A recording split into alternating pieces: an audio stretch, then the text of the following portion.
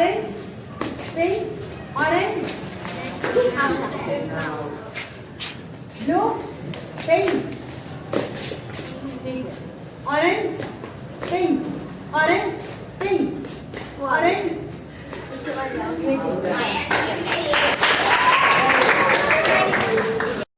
Red,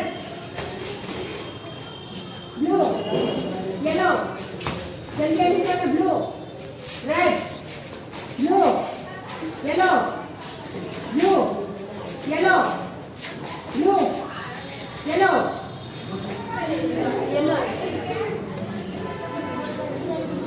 blue, red, blue, red. हाँ पूछना है। Blue, red, blue, yellow.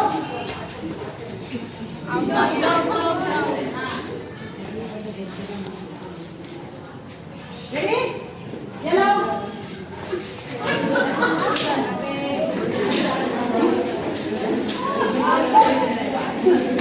Yes, yellow. Ready? Blue, red, blue, yellow, blue, red, blue, yellow. नहीं. Blue, red, blue, red, blue, red, yellow. Last वाला बचा है. Lucky. चलो ठीक है, ये लकी है ना, तुम विनर हो.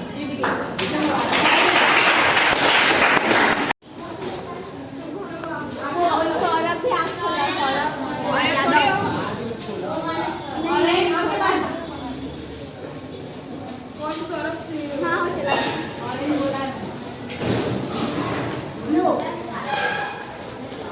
orange,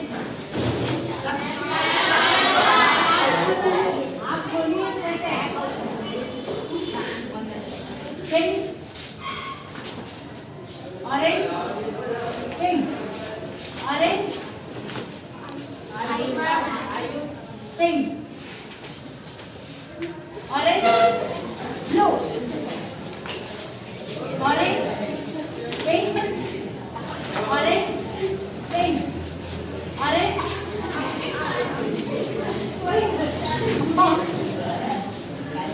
orange,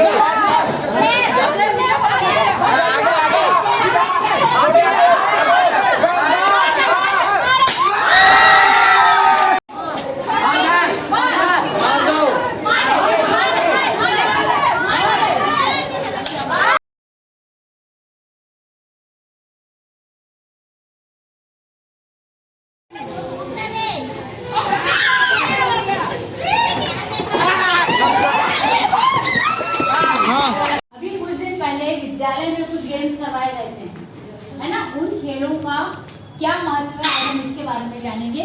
जैसे उसमें पहला गेम आपको करवाया गया था कुर्सी दौड़ प्रतियोगिता. जब ये कुर्सी दौड़ प्रतियोगिता करवाई जाती है तो उसमें आपको घंटी बजते हैं या रिकॉर्ड चलते चलते दौड़ना रहता है, और दौड़ते दौड़ते उसके रुकते ही बैठना होता है.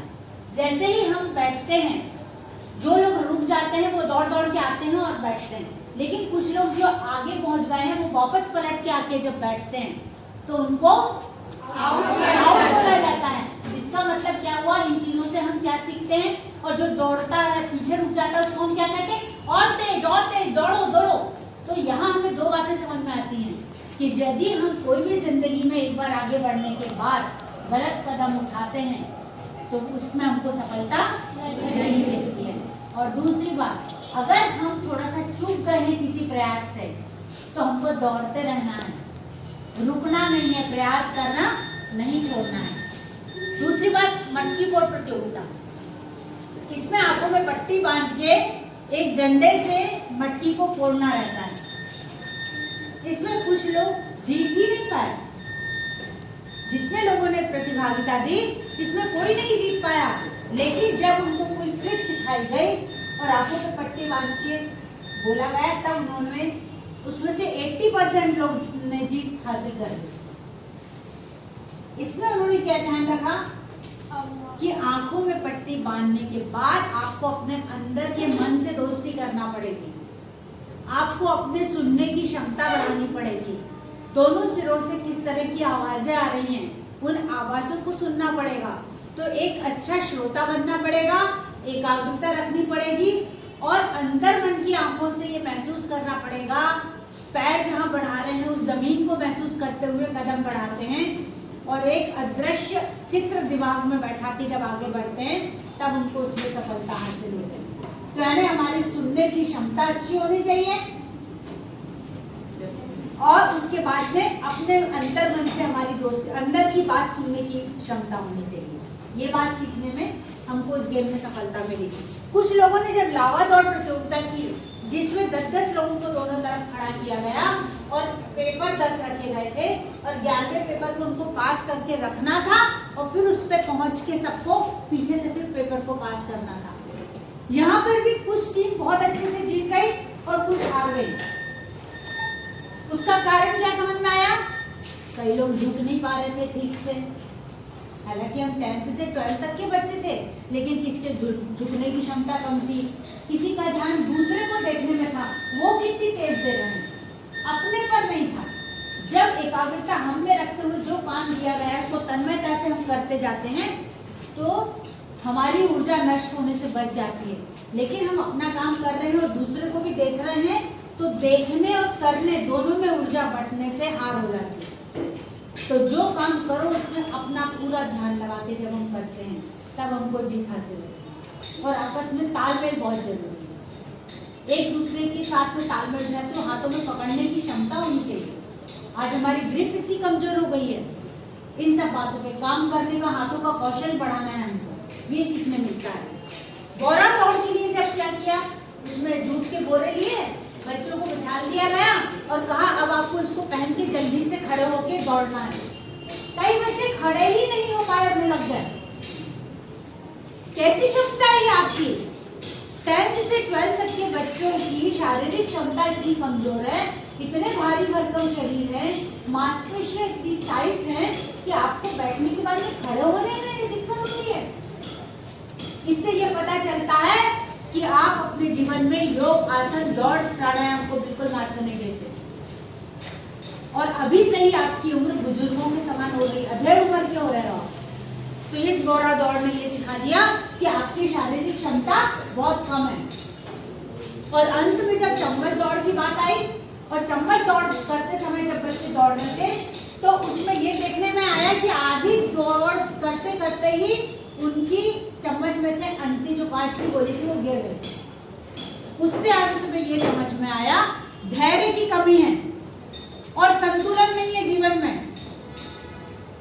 दूसरे को देख के बेचैन हो जाते हैं, वो आगे बढ़ गया, जबकि होना क्या चाहिए कि हमें सब तरफ से ध्यान हटा के केवल अपने पर फोकस करना चाहिए, अपना संतुलन बनाते हुए अपने लक्ष्य को सामने रखना चाहिए और उसकी ओर बढ़ते बढ़ते पूरी कोशिश करते रहना चाहिए। तो कहने का मतलब ये है जो खेल होते हैं वो केवल खेल नहीं है, ये जीवन कौशलों का बीजारोपण करते हैं आपके अंदर, ताकि खेल खेल में आपका व्यक्तित्व बहुत सुंदर हो जाए।